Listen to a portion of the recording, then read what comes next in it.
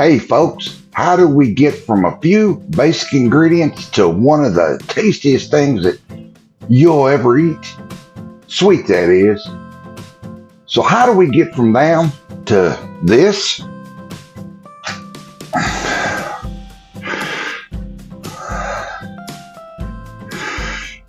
And these are oh so good.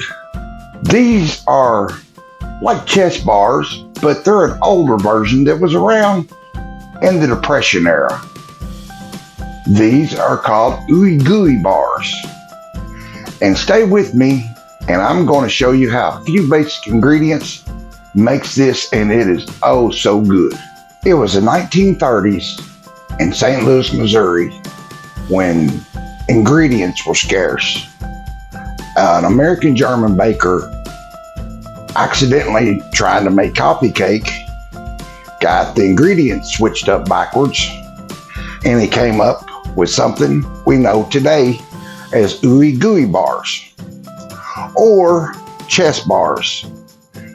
The difference is chess bars uses yellow cake mix. Ooey Gooey Bars uses a made yellow cake mix, and that's what we're going to do.